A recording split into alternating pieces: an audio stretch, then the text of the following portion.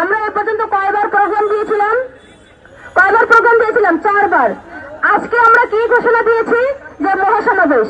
আমার কথা হচ্ছে একটা, প্রতিবার গাড়ি ভাড়া করে আসবে না, দ্বিতীয় কোনো ডেট ঘোষণা হবে না।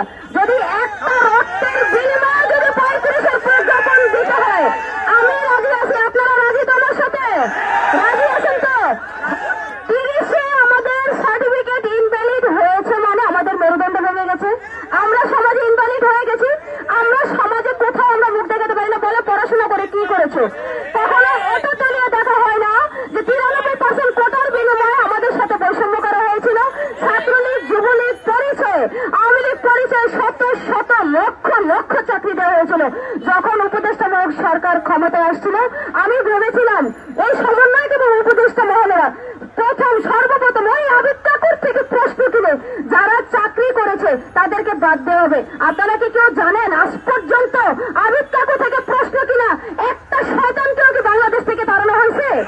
সচিবালয় থেকে সচিবালয় যত আমলারা আছে, একজন আওয়ামী সরকারের আমলে অবৈধভাবে নিয়োগপ্রাপ্ত একজন সচিবকে বা অথবা একজন আমলাকে কি তাড়ানো হয়েছে? তাহলে এখন ওই রাষ্ট্রের উচ্চ পদস্থ স্থলে কারা দখল করে আছে? সেই আওয়ামী সরকার। একজনকে শুধু তাড়ানো হয়েছে, আওয়ামী সরকারকে, এবং তার লেজের পেটে যত শয়তানগুলো আছে আজও কিন্তু ক্ষমতা আছে। আমাদের এই দাবিগুলো এখনো কারা বাস্তবায়ন হতে দিচ্ছে না? ওই সচিবালয়ের শয়তানগুলো কিন্তু এখনো বাস্তবায়ন হতে দিচ্ছে না। আমরা দাবি জানাবো, আমরা 26 লক্ষ শিক্ষার্থীর পক্ষ থেকে শুধু নয়, বাংলাদেশের 18 কোটি জনগণ, আগামী ভবিষ্যৎ প্রজন্মের পক্ষ থেকে দাবি জানাচ্ছি, আগামী 24 ঘন্টার মধ্যে এই শয়তানগুলোকে ক্ষমতা থেকে সরানো হোক। এবং আপনারা দেখেছেন আওয়ামী লীগ, যুবলীগ, ছাত্রলীগ পরিচয়ে লক্ষ লক্ষ শিক্ষার্থী নিয়োগ দেওয়া হয়েছে। কেন তারা অবৈধভাবে নিয়োগ প্রাপ্ত হয়ে চাকরি করবে? যেখানে 26 লাখ শিক্ষার্থী মেধা, দক্ষতা, যোগ্যতায় নিজের বাপের টাকায় নিজের টাকা আবেদন করতে চাচ্ছে, সেখানে তাদেরকে নিয়ে নাটক করবেন। আপনি চাকরিটা তাহলে দিবেন কাকে? সেই আওয়ামী লীগ সরকারের নাতিপুতি দিয়ে যাদেরকে চাকরি দিয়েছে, সেই আওয়ামী কোটা তাদেরকে দিয়ে আপনি চাকরি করবেন। তাহলে আমরা কি রোহিঙ্গা আসছি নাকি? আমরা কি বেশি আসছি নাকি? একজন সমন্বয়কের কথায় আমার 18 কোটি জনগণ চলবে না। একজন সমন্বয়কের কথায় আমার 26 লাখ শিক্ষার্থীর ভবিষ্যৎ নির্ভর করবে না।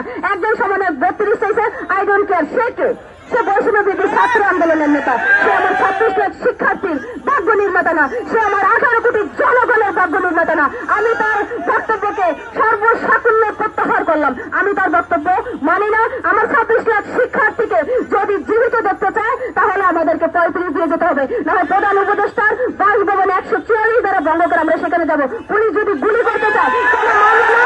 এই দেশে আপনারা দেখেছেন আনসারদের দাবি মানা হয়েছে, রিকশাওয়ালাদের দাবি মানা হয়েছে, যত মানুষ সহজে দাবি নিয়ে আসছে প্রত্যেকে দাবি মানা হয়েছে। তাহলে আমরা কি এই দেশে গরু ছাগল আসছি নাকি? নাকি আমরা রোহিঙ্গা আসছি?